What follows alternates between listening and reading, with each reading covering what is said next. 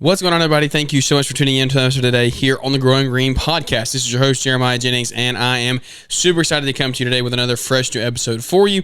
And this is going to be another Marriage Monday. Thanks for tuning in, and let's hop into the jungle. It is episode, got to be high 80s, low 90s. I can never remember. It's kind of a running joke by now, but got to be in the low 90s for Marriage Monday episodes, which is awesome. That means we're coming up on 2 years of shows, which is so cool. It's crazy to believe that it's been that long, but I know that we've put a lot of time, effort, energy into these shows, and I hope that it pays off for you. I hope that there is some real benefit in these Marriage Mondays where Savannah and I usually come on and talk about all kinds of things, whether it be marriage related, business related. It could just be life, just talking about raising Jack, raising a son, having a first kid. We went through that. We kind of went through being pregnant. We went through the birth, all of that with you guys. And so I hope that is of some enjoyment, entertainment to you, and adds some value to you as you listen in every day or every week while you're out there on the mowers or whatever you're doing in your business. Then hope it adds some value. And I just want to say thank you for coming in and just hanging out with us here on the show. I never want to take that for granted. I try to always say thank you on the shows because it's genuine. It's genuine. You might not listen to the last show. You might not listen to the last 5 shows, but this could be the one you choose to listen to. And I want you to know that I am very appreciative for you checking in. So this is actually a solo Marriage Monday. Savannah's actually out of town. So she went out of town on a little girls trip, and she will not be back in time to record a show for this. So we didn't want to do it over Zoom, did not want to do a virtual one.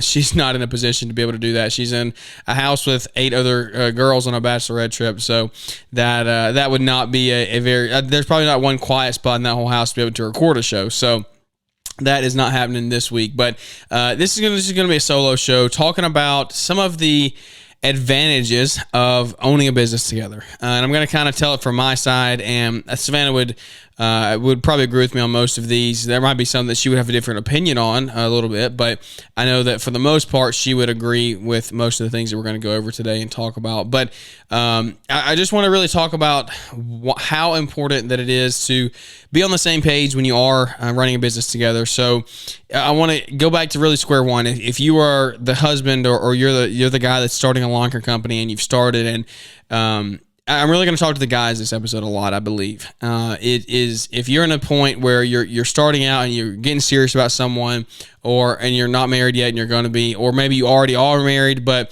it's your side gig and you've been just trying to do it part-time, but now you want to go full-time and really make this the main provider for your family, then there's a lot that has to go into it. And you have to make sure that you and your spouse are on the same page. And I say that, when I say on the same page, I mean you're in agreement to make the jump. There's going to be things you agree and disagree on. There's going to be things that you're not going to see eye to eye on, and that's okay. If you both saw eye to eye on everything, then that's not good, because if you both see eye to eye on something that's bad, then you're just going to run yourself into the ground there. So it's good to have different opinions, different philosophies, different viewpoints. Savannah and I see things very differently on a lot of different things, which leads to, 1, it leads to some arguments, but 2, it leads to a lot of good conversation and figuring out how to solve a solution that is actually the best for us and our family moving forward. And so if you're in these beginning stages and you're like, how do I get my wife on board? How do I do this? How do I even get a wife while I'm owning a lawn care company? Like, how do I convince her that I can do this? Then you have to prove yourself. You have to prove that you have what it takes to run your company and not run it into the ground. And with that being said, that's not easy. It's not easy, especially in the beginning years. You have to put a lot of work in. I shared a thing on Instagram the other day, and it was 3 ways to make more money in 2024. And the first 2 were, I think, put key people in place and sell work. But then the last one was, don't be afraid to work. And that's what you're going to have to do. Your first couple years, you're going to have to work. You're going to have to really work hard. And your spouse is going to realize that, or your potential spouse is going to realize that. They're going to realize how much effort you're putting in and how much you care about it. You have to have passion. But at the same time, you have to show your spouse that you actually care about them as well, or your potential spouse, that you do value them, you value their opinion. And I would say, if I could go back and do anything differently, I would bring Savannah's opinion into into the game earlier on in business. Savannah didn't do much in the business up until the last really 6 months to a year. It's pretty much just been all in my head, all my doing for the most part. And I would probably change that if I could now. I would go back and say, hey, let's build this thing a little bit more together. So now, because now it's everything we've done has been fine, but now we just have a little bit more of a challenge moving forward of like, and it's not a challenge, it's just we have to navigate these waters where we're trying to get each other on the same page. I'm trying to get things out of my head into onto paper or into a file that she understands how to operate and do things with. And so that's part of the process. It's part of the journey. And so it's totally good. Like if you've done it for 5 or 10 years and it's just been you, it's definitely doable. We're trying to share that as we go. We're in that stage right now. If you go back and listen to the last 3 to 4 months of Marriage Mondays, you're going to hear a lot of it, of us walking and talking through these things, of bringing her into the business, talking about how we can do things more efficiently and effectively together and how to keep our family as a top priority.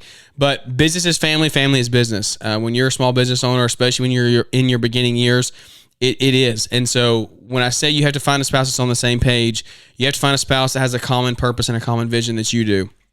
And that is something that you really need to talk about early on if you can. Jeff Joyner talked about this at Together in the Trades, having a common purpose in 2022, I believe, in Nashville. And that's really stuck with me. It's carried over into a lot of our conversations. Is do we both know where we're going? Do we both know what we're doing? And not only do we both know where we're going, are we both aligned with where we want to go? You can both know where you want to go individually, but are you going to the same place? And if one of you's going east and the other one's going west, guess what? You're never going to meet. And so you got to realize that you both need to be going in the same direction, and you both need to have the same end goal in mind. And if you are different when you start, you compromise. You come to agreements of how you can both win and both succeed and both put your family first. And through this whole process, you also have to remember to put your spouse's needs before your own. You have to be very, very giving. You have to make sure that they feel included as much as they want to feel included. If they want to know more into the business and they want to learn that stuff, then you need to make them feel like they can. And I don't think I did a bad job of that. I would love to hear Savannah's opinion on that. Of early on in business, I don't think I ever told her, I never told her no. I never told her she couldn't know, but I never made a point to try to get her to learn. And she may have looked at it from the point of like, well, he doesn't make an effort. He doesn't really want me to know, so I'm not going to try. And so that could be it. I don't know. Actually, that's a good conversation we should probably have. But it's a thing of like, if your spouse wants to be involved, make sure you're including them as much as they would like. And even if they haven't said they do, offer it to them. Offer it, because they know that it's your baby. If you've been doing it for 2, 3, 4 years, they know that that's what you care about. They're not going to want to come in and step on you and take your reins and try to run your business, run your show. But they might be able to bring a lot of good things to the table. Savannah's a very smart person. Like, she excelled in school extremely well. She's a very confident nurse. She's a very good nurse. She's very skilled, and she's very, very good at what she does. She's a free thinker. She can think on her own. She can problem solve. She knows how to do that stuff. There's a lot of room for that in our company. There's a lot of, that's a huge asset to be able to bring onto the team. And with me, if I never offer and she doesn't know that I want her on board, then how are we ever going to get there? Because she just thinks that it's my baby and it's mine. I don't want to impose. I don't want to do that. And so that's something you have to consider there. There's a lot of different things. Like, it's not again, I say this all the time. It's not a one size fits all. It is you have to work through each of your situations individually and figure out what works for both of you. At the end of the day, you both know you're going to have to put a lot of work in. You need to have a common purpose. You need to be both going after the same things. And as you chase those, as you grow, this first year, 2, 3, there's going to be a lot of work. There's a lot of sweat equity. But then you both got to realize, hey, let's start transitioning myself out of the field, or let's put myself in a different role. Let's bring a team on board, and let's try to help get myself into a position where I can work on versus in the company. And when you do that, then you got to be very clear about your expectations. What roles are you going to change? What roles are you going to fill?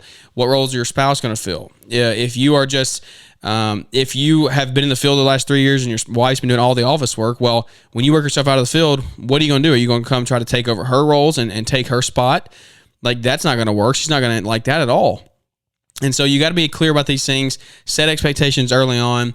Set expectations early on in business in general. If for no other purpose, just to know that you can have a clear line of communication.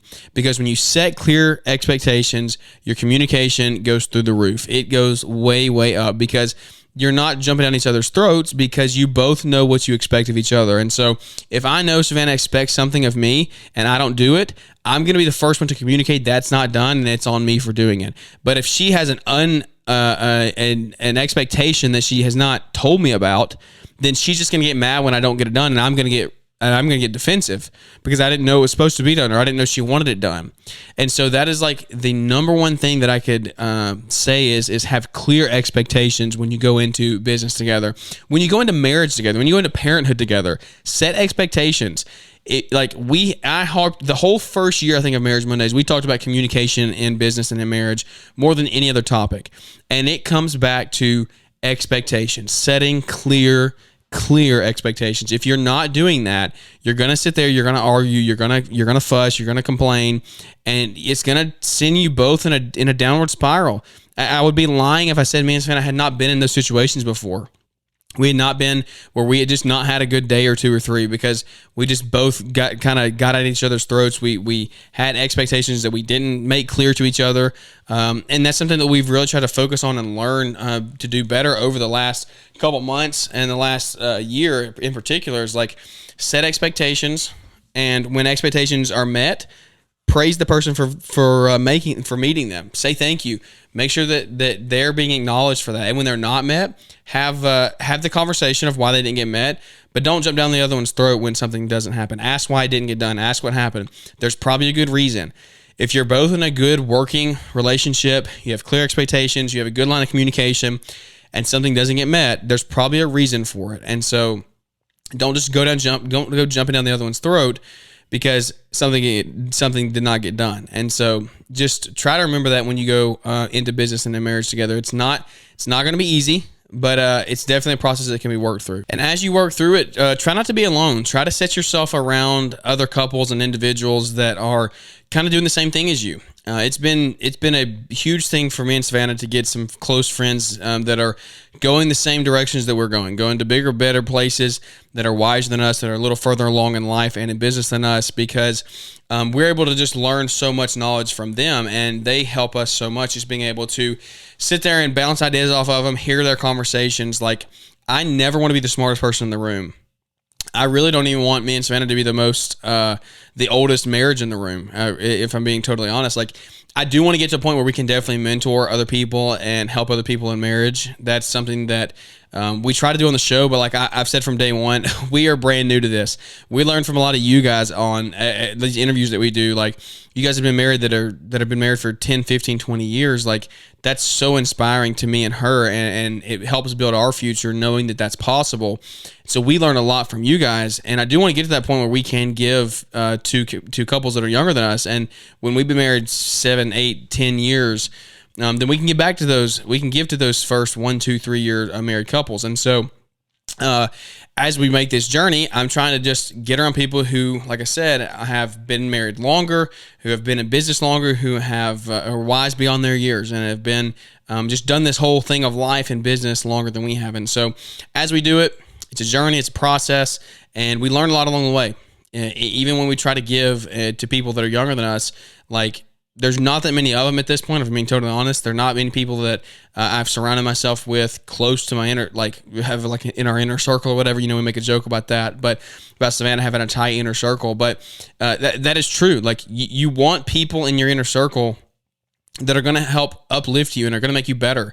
And that's not to say that I don't want to hang around younger people. If I find a younger couple or younger friend that is trying to go big, be better, learn, grow themselves, grow their lives, grow their business, grow their family, grow their marriage, they're not being stagnant, they're not staying in the same place, then I will 100% welcome you in and try to give anything that we can to you. But I also want to learn from you, and I want to take that. Like, the age isn't the factor, the length is not the factor. It's the want to be better. And when I say it's not a factor, it is a factor a little bit. Like, I want, it is what it is. you are going to learn more from people who've been married the time, just the 5, 10, 15 years than you are from somebody who's been married 1 or 2. And it's like, they just have time. My parents always told me raising up, like, you won't understand this now, but we're just wiser. We just know. And looking back on it now, they just knew. And I just know, like, now I'm sitting at 24, or am I 23 or 24? I'm 20. Yeah, I'm 24. Well, that's wild. I've not even thought about that yet. I turned 24 in November. But I'm 24, and I look back on guys and friends that I've coached in high school and things that are 16, 17, 18, coach basketball. I'm like, guys, like, you don't understand it now, but when you get here, you're gonna understand it. I just know that it's better. I've been through it, and so that's something you got to take into consideration when you do this stuff. It's like, time is a factor. It's not the only factor. There is some truth to it. There is benefit to it. But just surround yourself with people who are trying to be better and trying to give to their community, their life, their friends, their peers. I don't like being around people that are just trying to take. It's very obvious, guys. Like, there's people out there, there's people that put themselves on the internet that it's so obvious they're just taking. They're just trying to leech. They're trying to feed off of other people. I don't like complainers. I don't like people that are going to post on Facebook and Instagram 24/7 about how they're having a tough day, or they feel bad, or they're sick, or they're hurting. Like, I just don't have a lot of room for that. I'm sorry. If that offends you, I'm sorry. You don't have to come back and listen if you don't want to. But I want to be around people who are learning and growing and getting better, not complaining about the state that they're in. If you're in the state, then figure out a way to change it. Get around, get in your inner circle, and if you're having problems, you address that with those people. That's what an inner circle is for. You have 3, 4, 5 people that you can go to and say, hey guys, I'm in a tough time. I need help getting out of this. Don't blast it for all your social media to see. That's not their problem. That's not my problem. Don't drag my social media down don't drag my feed down because you're going through something and you just want to drag other people down with you. I have all the sympathy and I will help you in any way I can to get you out of a rut if you're in one. But address it with your inner circle, with your people that you know you can come to. Come to me, shoot me a message. I'll help you however I can. But don't sit there and try to ruin people's day because you're having a bad one. And that might offend you. If it does, I'm sorry. But actually, I'm not sorry. If it does, get over it. Move on. I don't have sympathy for that crap. And I hope that everyone listening to this show is of the same belief of, like, just make yourself better, guys. Like, and it's not just about making money. It's not just about self-development, self-help. It's like, how can we further the kingdom of God? Like that. I'm a open, well-known, like, not well-known, I'm an open Christian. I have a strong faith that I'm not here just to make money. I'm not here just to grow a business. I'm here to leave an eternal impact. If I'm not doing my job to share the gospel, that Jesus came and died for our sins and that we have a future after this, like, what am I doing? Because guess what? When the rapture happens and we come back and we leave this earth and there's people that are still here and they say, why didn't you tell me? I'm accountable for that. If I have a voice and a platform, then it's my job to share. And that is something that you have to make that own decision for you. But I'm going to share my story along the way, and you need to share your story as well.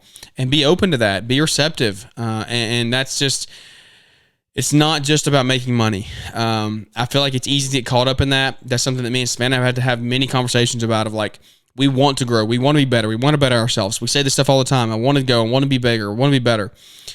But it's not just about money. It's not just about material things. In growing, having a bigger financial wealth or status or whatever you want to call it, you can do bigger things. You can give more. You can go more. You can do more. Having more money is only going to show more of the person you actually are at heart. And so if you're not doing these things now, when you don't have money, when I'm small and don't have an audience or don't have support or don't have money coming in, like, if I'm not doing these things now, then what am I going to do if we do grow and we do get big? Like, how's that going to change? And so more money just shows more of who you actually are down in your heart. And so whatever you're doing, growing your business, growing social media, growing your local network, just make sure you're doing it with a purpose in mind, and it's not just to go make more money. Make sure that you're trying to further your purpose here on earth. And whether you're a person of faith or not, I don't know. But you make that decision for yourself. And I'm telling you, that's why we're here. That's why we're here. And we want to help with that any way that we can. That is the most important thing that we can do. Your business can fail. You can have no money. If you know you have eternity in heaven because you believe, then that is all that matters. That will make you eternally happy. And I know many, many ministers and pastors and people who don't have a big financial status, but guess what? They're the happiest people on the earth because they know where they're going. They know they're leaving an impact, and they know that they're doing what they're commissioned for from the Lord. And so that's my little soapbox there of just I don't like people being down on themselves and saying I can't do it and I can't get out of this. You can get people that can help you. If you need help, get the help. Surround yourself with people, and I believe you can go anywhere and do anything that you set your mind to. We did 75 Hard in the summer. You've heard that program. If you complete that program, it shows you that you can do anything you set your mind to. That is a very strenuous program. It makes you change your habits. It makes you do things. It makes you set priorities. That's what it does. It sets priorities. And when you set your mind that it's a priority for you to eat on a diet, or you to do 2 workouts a day, or you to drink a gallon of water a day, like when that's your priority, you set your mind to it, you can do it. And I believe that moving forward, me and Savannah are going to have some big goals for ourselves personally, for our business, and we're going to have to do a lot of things. We're going to have to set our mind to a lot of things, and we're going to have to really persevere and push through a lot of things. And we hope to share and take you along with us on that journey. We got a lot coming ahead. We got a lot of things happening down the road between both businesses, trying to grow social side as well, doing some other things, and it's fun. It's the journey. It's the life we chose.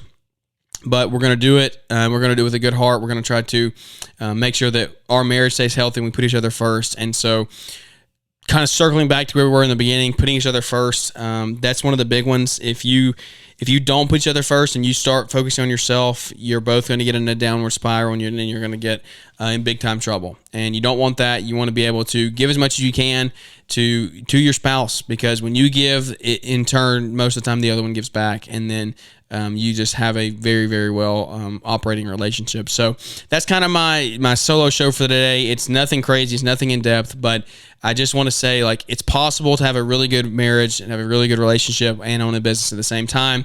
Really talking to the guys a lot today, how important it is just to put your spouse first, make sure that they feel loved, they feel wanted, they feel appreciated.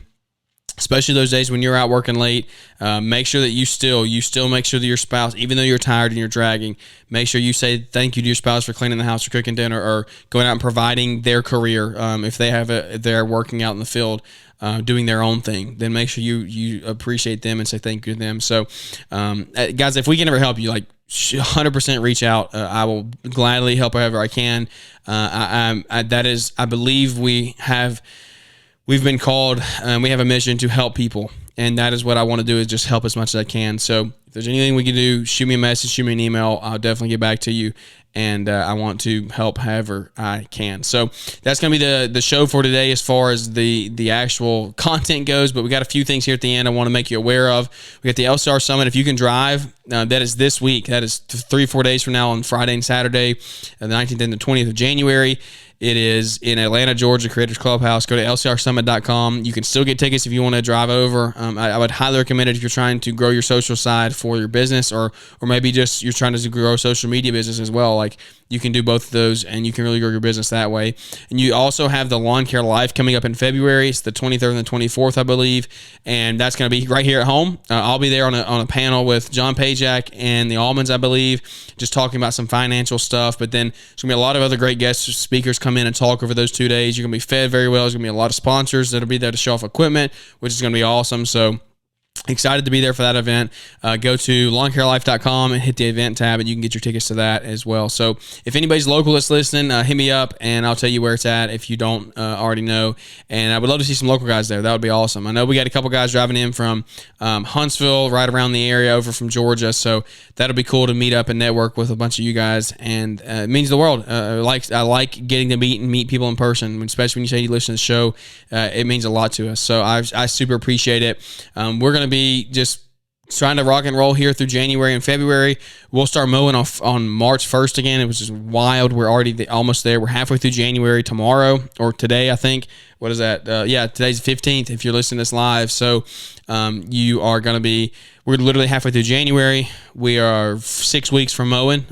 Wild craziness, absolute craziness that we're already that close. We have a lot to do to get prepared, and so we're going to try to hopefully get some new mowers in here. Got to get some land cleared to be able to operate out of, hopefully. So a lot of stuff coming down the pipe this spring, which is going to be super, super fun, and we can't wait to take you along with us. It means the world that you tune in and listen, guys. It truly, truly does. We've started putting some shows on YouTube. I'm not going to commit to a strict schedule to that yet. I'm still working through how I want to upload it and what schedule I want to upload on, but this show will be out on YouTube if you want to go check that out. And we did an awesome one with Sam Gimbel. You can see the video version of that on YouTube as well. So video version of this, video version of Sam Gimbel are both over there, Growing Green Podcast on YouTube.